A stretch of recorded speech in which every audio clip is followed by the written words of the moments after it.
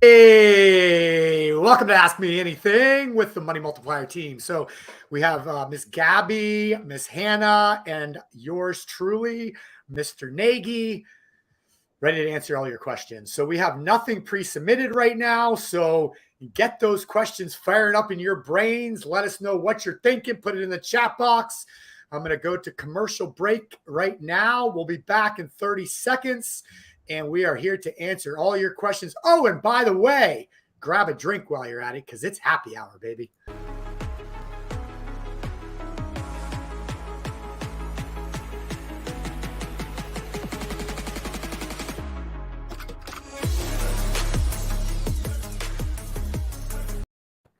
All right. Welcome to Ask Me Anything. This is our weekly Wednesday show where we answer all of your money-related questions and more. So how's everybody doing out there in the interwebs? Everybody on YouTube? Who's on YouTube? Who's on Facebook? I think that's all we're streaming to right now, but hope everyone's having a good day. What's up, Hannah? I'm doing good. I'm reporting live from Loveland, Colorado today. Loveland. All right. What's going on at Loveland? Loveland, nothing much. My best girlfriend lives here, so I'm always up here. I'm actually just hanging out. Actually, y'all, this weekend, if you're in Florida, Pops is going to be speaking in Orlando. He's speaking at the Noteworthy Convention this weekend. So if you're in town, go and see him live and in person. But I'm here hanging out until the following weekend when Dad and we go out to Phoenix, Arizona. So we'll be teaching out there. It's the RAL National Convention. And then I'll be in Orlando the following weekend. So 2 weekends in a row in Orlando for the Money Multiplier. I'll be at Ken MacArthur's Impact event in Orlando. Good. And then Chris is coming out to Orlando in October at some point, October 21st to the 23rd. So it's going to be a frequent. So we're taking over Orlando. I like it. Very, very good. So, hey, so Stephen, I wasn't live for your what the F happened today, but talk to me. Did the chairman of the Fed come out? Do we know? Because I've been on calls today. Do we know if it's increasing 75 or 100? Yeah, 75 basis point increase they came out with, and kind of the same thing. I actually haven't had a chance. They just the meeting came out at 2 p.m. today, Eastern time, and I haven't had a chance to look, but I'm looking at stock. I actually had to go and I went to the dermatologist. I had a little thing on the side of my face, and just to be super safe, I had it biopsied and cut off, and just wanted to double check it wasn't any kind of skin cancer or anything, which the dermatologist said it looks clean, it looks fine, but they're just going to double check and biopsy it. So I'll know that in the next couple of weeks. So I kind of was preoccupied with that for a couple hours this afternoon, but I'm looking at the markets now. I did see the 0.7 increase, and it looks like whatever else they said, I'll have to go read it later. The market was not happy with it because the Dow fell 522 points, 1.7 percentage points, and it was up before the 2 o'clock meeting. So it fell, and right at 2 o'clock, it dropped like a rock. Let's see, it dropped about, a little over 500 points. So that's where we're at right now with the markets. What the F happened was good this morning. We talked a little bit about, all of that, what the Fed is doing with interest rates, and they're saying there's going to be pain. Brace yourself. The Fed is about to inflict some pain with this 75-point rate hike. So be prepared, be ready. We've been talking about it all year, and I think it's just going to get tougher and tougher out there. So be smart right now. Good. So with that said, everyone that's on, does anybody have any questions? Put them in the chat box. Have you guys seen any good questions coming through the Facebook group? Anything like that we can talk about? Oh, I got a few actually right now. I'm going to pull up my podcast topic idea notes. There you go. Here's one question somebody asked me this week, and I thought it was a good episode to do it on. Why aren't more people doing this? Talking about the infinite banking concept. Do y'all have ideas of why not more people are talking about this or doing this in the regular everyday lifestyle? Sorry, what was it one more time? The question is, so why aren't more people doing this? Infinite banking. There's a big barrier between what people know or think they know and, getting into action. There's a lot of trust factor. when you go and tell somebody something completely different than what they've known their entire life, it takes some time for that to sink in. So I think we've gained a lot of popularity. I don't think we were where we were, a year or two ago, even 3. But it's still a chore sometimes to get people on the side of what the wealthy people are doing, and actually taking action on it, knowing that they can trust and confidently go into it with a clear head and a clear path forward. Agreed.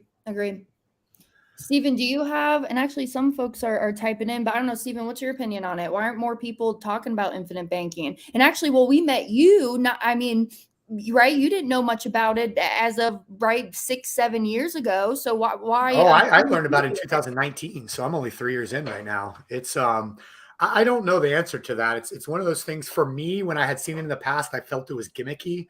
I don't know if it was the way it was presented, the way that it wasn't you guys, it wasn't the Money Multiplier, but I had heard this stuff about insurance. I just, you kind of have, there's different things out there and that people have a negative, what's the word, condensation or negative what's that word? A negative thought connotation, and so I never can say that word. So, so I think when you say life insurance, that's, it immediately is like, well, whatever, that's a scam, or that's nothing that I, worry about, especially younger people, and so being able to realize that we can use these whole life policies if they're designed and done the right way, then it can be very powerful and it can help a lot of people. But then, you have to have that person that's willing to design it and build it for you the right way. And keep in mind, we give up 60 to 90% of our commission to build these the right way for banking purposes. And most agents out there are not willing to give up. Most companies are not willing to give up the large majority of their income to be able to help the client in that sort of way. They can rationalize it that they're helping their clients in other ways by putting them in things like IULs because they potentially have better growth because they're tied to the indexes and, all the bullshit, that BS that's out there. So I get confused which webinar I'm on sometimes. So we'll keep this one PG rated, but so it's a lot of that, it's a lot of, so it's starting with that right there. It's also, just the fact that, the Social Security Administration tells us 95% of people in this country are not going to retire financially secure. And so why is that? And it's because people do what they've always been told to do, which is put money in a 401k, get by, have your term insurance at work to cover you and protect yourself. Or people like Dave Ramsey out there and these people that are on TV and the gurus that are telling you, buy term and invest the difference. And the rest of that's crap. And again, they're not Ramsey. I mean, watch the video that Brent and Chris did, just literally laying out the facts on everything he says and how it's BS. So it doesn't help when you have people like that are against it and saying, so at the end of the day, it's somebody that has to go out there and learn it on their own. It's not taught in college. It's not taught in high school. It's not taught anywhere unless you actually go and physically start looking up better ways to invest, better ways to save, better ways to pay off debt, how to recapture money for my cars, ways to grow wealth, ways to take advantage of uninterrupted compounding interest, ways to grow wealth tax-free. You got to go and you got to search for it. Then once you search for it, then you got to go through all the shit that you find on the internet to get to the actual truth of it. And then from there, you got to actually find somebody that you can trust. And who trusts anybody they just met on the internet? It's tough. So it takes time. And then once you see that, then it's a complete reshift of your mindset, because why would I not put my money in a bank? That's what 99% of people do. What do you mean I can create my own bank? I can't create my own bank. And then you have your family that are telling you that's crap. Your friends are telling you that can't be done. So you have all this negativity. It's just like real estate investing. It's just like self-directing your IRA. There's trillions of dollars in retirement accounts, billions of retirement accounts in this country. Less than 4% of them are self-directed, meaning 96% of people are just, here, financial advisor, invest for me. Here, stock market, take my money. Why? They're not controlling their own money. So a lot of different reasons. And that's to me, it's like, it's a no-brainer. This becoming your own bank and doing what we do with the Money Multiplier, it's a no-brainer, because you're not working harder, you're not working longer, you're not taking on any more risk, you're not doing anything different except where your money goes first. It's seamless. And I got more to say on that, but I'll be right back. Oh, that was good. No, I got nothing more on that. That was good. I had another question for Stephen too. So somebody else asked me earlier this week that I was going to ask, but that's okay. I guess just real quick. Okay, cool. Nagy, you're back. Actually, Jim, let's touch on this one. Jim is One asking. thing real fast. Hold on, real fast. Can I say one more thing on this subject? Go. Never mind. Go, Jim. Are we doing the along the rate crease? Yeah. Okay. So did you guys already read that? Sorry. Nope. Yeah. Okay. Go ahead. So along the rate increase lines, this is from Jim. What's the general consensus on what various insurance companies will do with rates to borrow? And they can only change at the yearly anniversary of the policy, correct? Well, actually, so interest rates went down on policy contracts as of the new year, January 1st, 2022. And that interest rate, what I've noticed as well, like with the carriers, is that when you're locked into those older contracts, you lock in now. I can't say this, right? Because the insurance company has the authority to change interest rates, right? But what I noticed in those older contracts is that the interest rate actually got locked in with their higher guaranteed interest that they got on the other contracts. So matter of fact, it ain't going up. And matter of fact, it's going down in my personal opinion. Well, I've talked to Chris a lot about this because he was a high level advisor in New York Life for 16 years. When you go and attending some of these, insurance company meetings that we do, talking with executives, people that have been with the companies for 20, 30, 40 years.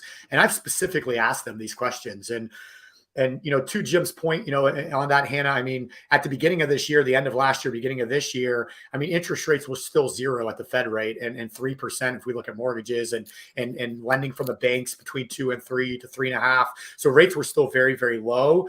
So what he's probably talking about now that we're seeing all these huge rate increases from the Federal Reserve and that's, flowing over to the banks, I'm hearing people's HELOCs are going up to like 7.5 right now. The average 30-year fixed in Florida is 6.8% right now. The average national just went over 6% on a 30-year fixed mortgage for the first time since 2008. So rates are definitely increasing and increasing fast right now. Credit card interest rates are way up right now. So I think that's what people are worried about, that as we see these rates continue to increase and they'll continue through this year, inflation is going to continue to run hot. Are the insurance companies going to go from a 4.25 or a 5% and jack it up to 7 or 8% like the banks are doing right now? And the answer to that question is absolutely not. The insurance companies move very, very, very slowly. And there's two parts to this. So they move very slowly and they're not like changing rates. It's not tied to prime rate. They're not doing what the banks do as far as jacking rates because making that spread. Insurance companies, in fact, and this is part 2 of this, that loan rate, remember, 99% of insurance policies, people are not using their policies the way we do for banking. So for the insurance companies, that loan rate is a very small amount of what they do. They really only charge it and they invest very long-term and in very conservative stuff. For them, that's just another very conservative investment. I mean, a conservative 4 to 5% coming in for an insurance company is great. They're perfectly happy for that because there's 0 risk for them, literally 0 risk. Because if you don't pay the loan back, it comes out of the death benefit that they got to pay anyways. So there's 0 risk. So for them, a 0 risk investment where they can make 4.2 to 5% on these loans, yeah, of course they're going to do that. Now, in your contract, I think it says it can go up to 8%. But if we look at history, I mean, these things move 0.5% here or there every decade or something. Like, it's very slow. So that's not something that I would worry about. Now, on the flip side of that, real fast, if you have a cash value line of credit that right now you're collateralizing your policy and you have a cash value line of credit at a bank, those are starting to go up because it's tied to a bank. But why in the first place are we starting our banking policies for a lot of us is to get out of the banking system because of stuff like that, get away from the banks. So the banks, and let's control it ourselves. And that's one of the beautiful things about this is they aren't jacking rates up like that. Fair enough? Good. And I mean, I would just go back and look at history, right? Remember when interest rates were skyrocket, like where mortgages were 16%? Where were insurance companies' interest rates at that time? They were still the same, right? They've maintained that interest rate for the last 45, 50 plus years. Right.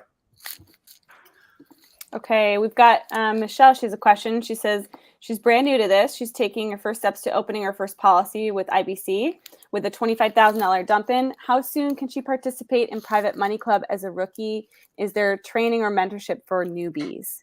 And then she goes on with more questions. Yeah, Michelle. So as soon as your policy goes in force, So meaning as soon as you're approved, you sign the final contract, the DocuSign, you fund the policy. The next day, you're going to go, within a couple of days, you're going to go over to our mapping team, and our mapping team will teach you how to take that first loan. Now, it might take 2-3 weeks to get that loan back out. But as soon as you have that money now back out of the policy, you can use it for whatever you want to use it for. So in your case, if you're looking to do some private money lending through the Private Money Club, that's a great use of the policy, because now we have the money compounding within the policy while simultaneously we're taking it out and we're lending it and we're making that spread just like the banks do. So I absolutely love that idea of using it that way. So you can start immediately with that. What I would start doing right now is hopping on and educating yourself on real estate, on private money lending, on underwriting deals. And the way to do that is to hop on the Monday webinars. So we do Money Club Mondays every Monday at 1 p.m. Eastern. So you can hop on those, start learning, start being introduced to different borrowers, different investors, different deals. So you can start wrapping your mind around stuff, and then join the Private Money Club now. And that's going to allow you to get in there and start watching the training videos, get some support, get some help, talk to some people in there, and educate yourself. So that way, as soon as you're approved, the money's loaned back out, you have it in hand, you're ready to do your first deal and move the money immediately. So we want to keep that money moving quick. So get educated and prepared now. As soon as you have it, get it moving, and boom, you're off to the races. And we will help you with that as well. So once you're a member in the Private Money Club, I'm happy to chat with you anytime, Michelle, and make sure you're doing things right. How does she get in contact with the private or your money called Mondays? Yeah. So the best way is just is my link tree really is the best way. It's got all the webinars on there. Let me just see if I can. I don't know if this is going to send to you in the chat or not, but it's linktr.ee. So like Linktree, linktr.ee/Snaggy. Snaggy, that's it. And then all the webinar schedules on there. Or email me and I can send it to you too. Either way. Good. Cool. Great question though. Love it. Love the way you're thinking. Okay, Hannah, I have a question for you that I was asked today on a call, and I think you probably have a really great answer to this. So somebody was asking, what's the benefit of going through the Money Multiplier versus going straight through the insurance company? I don't know. I would just go directly to the insurance company. Oh, I'm just messing everybody. So right. I mean, but you got to work with an agent. I mean, even if you call up to the insurance company and get assigned to somebody, you're going to be working with an agent. But anyway, so what we do, hey, Mr. Joe, what's up, man? What the cat drug in? Anyway, so what we do with the Money Multiplier, because people ask us, because actually this just happened this past weekend. I was out in Langhorne, Pennsylvania teaching. Somebody raises their hand in the audience. They say, Hannah, this is really cool stuff. Who can I go to policies, right? Well, pick me, right? This is what I do all day long, right? So all we do is we design and we set up the policy for your banking needs based on your situation, goals, needs, desires of what you're doing right now. So essentially at the end of the day, all we're here to do is be that middleman between you and the insurance company. So we'll design the policy properly for this concept, go through the motions of underwriting, handhold you through that, all of that stuff, have a follow-up meeting. And then once you have the policy, all right, now how do I use this thing, right? Because setting up the policy, designing these things, that's the easy stuff. Anybody can do that, right? Anybody can sell you a policy. But now that you have the policy, how are you going to implement that thing? What good is a tool in your toolbox if you don't know how to use it, right? So that's really where we hone in on is because, right? I mean, we're not here talking about the product. What do I say all day long? It's not about the product. It's about the process. And if you understand how to use this process in your banking life, right, you're going to have a need to warehouse more dollars in more policies. You're going to, and really what excites us over here is that hopefully you see how efficiently and effectively that we're working with you, that you'll start referring your friends, your colleagues, your coworkers, right? You'll start more banking policies. Because just like R. Nelson Nash says, right, one policy is never going to suit all of your banking needs. When I first got into this at 18 years old, I started my first policy at $400 a month. Now I'm putting in close to $50,000 a year into my own premium. And that wasn't an overnight process, right? Because at 18 years old, living on a Cracker Barrel waitress salary, I could have never done $50,000 a year, right? So anyways, that's what we do. We're here to help you with the policy, obtain it, and really be here. And I guess one more thing I'll add is this is all that we do. All we do is infinite banking. I don't do anything else. And we are certified through the Nelson Nash Institute as an IBC practitioner. Great answer. Okay, Stevie Mack, is there a limit to how much someone can front load an IBC policy? He's selling a rental property, then plans to restart an IBC policy. Yeah, well, Hannah says 5-to-1, so come to me and I'll hook you up. No, 10-1. I'm just playing. Yeah, explain what that means, though, if you want, Hannah. So what that means, actually, Mr. HELOC's on today. Joe, I've been getting a lot of calls about folks wanting to use HELOCs nowadays, which is awesome, right? I mean, that's awesome. Maybe. Just be careful. Those things are shooting up right now. Leveraging other people's money. They have fixed rate HELOCs. That's fine. Not many people have those.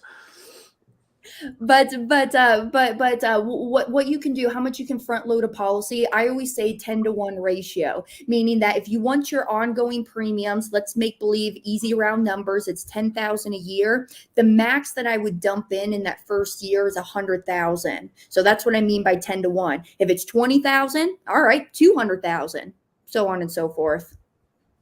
Yeah, and those are killer policies too. Really jacks up the cash value. So that extra dump in all goes basically to cash value. So you can pull a ton of it right back out too. I mean, you do 100,000 with like 10,000 a year. I mean, you're pulling 93,000 right back out in a lot of cases. And in the second year, you're pulling like 11,000 of the 10,000 back out in a lot of cases too. So we can really ramp those things up quick for you. Oh, here you go, Joe. Facebook user says, how do you find out if you can get a HELOC? I know nothing about any of that process. 45% debt to income ratio and a credit score of over 660. So depending on how much your mortgage is, depending what your utilization rate is, and depending on how much equity you have, more or less, those are your numbers. So if you call me, I can figure it out. Joseph@chrisknuckle.com. Yeah, it's good, man. I mean, what I tell people when it comes to using HELOCs is just be prepared to use the money immediately. Like, don't put it in there and then let it sit or not have a plan, because as soon as you pull that money out of the HELOC, you're paying the HELOC. As soon as you get in the policy and then pull it back out of the policy, now you got the loan coming from there. So now we got two loans out at the same time. So we really got to put that thing into something smart where you're generating income, preferably income monthly, to cover that HELOC payment, plus start covering the spread from the policy and go from there. But if you can do that and you're prepared for that, then to me, it's a really powerful way to use a HELOC for sure. How about the private money club? That would be a great place to put it. Exactly. Well, finding deals within the private money club, not giving it to the private money club. Roger. I just say that because I've had so many people lately, like, hey, I want to invest into the private money club. Like, what kind of returns do I get if I invest with you guys? I'm like, that's not how it works. I've just been getting a lot of that lately. So the private money club, just to clarify, is a community of borrowers and lenders. So if I asked everybody on here right now, do you have money that you're looking to make more money with your money, or do you need money so you can go out there and go deals to make more money?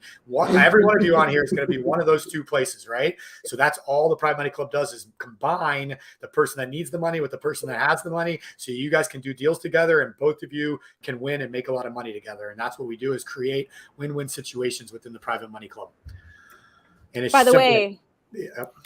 On the topic of private money club, if any of you haven't already texted PMC to 33777, do so right now on your phone. Start a new message and text PMC to 33777, and you're going to get updates on a really important event coming up October 14th. So get on that list if you haven't already. We'll move to Ray. Here's a good one. I can hit this Go one. ahead. Yep. So they were just asking, like, why would somebody want to go with, One America versus Mass Mutual? And I could throw that out there too. Why would you use any company over another company? We can talk about Lafayette Life. We can talk about Guardian, Penn, Securities, some of these different companies out there, so that's a lot of the stuff like behind the scenes that our clients don't, see. And we can talk about it all day long. But at the end of the day, we're the ones dealing with literally 1,000 new clients a month sometimes, right? So we're doing this every single day and seeing exactly what's happening. So there'll be times when we submit business to a certain insurance company and they might get backed up or something, and it's causing a lot of delays and issues with approvals and getting policies started. And sometimes we'll pivot over and maybe use another one for a while, all things else the same. So a lot of times we're kind of helping guide where the policies go, or maybe if you have a mass policy already, maybe you want to go with the One America policy just to diversify, where you're banking, who you're banking with. But really at the end of the day, it's going to come down to, in my opinion, support and service. And one of the reasons why we love One America, why Brent Kessler, Hannah, I know Brent has, I think 19 out of his 24 policies, I think it is, are with One America, or something like that, 17 or 19 of them. And the reason why he loves them, the reason why I'm starting my next personal policy, actually I need to submit it to get the approval started, but it's going to be with One America.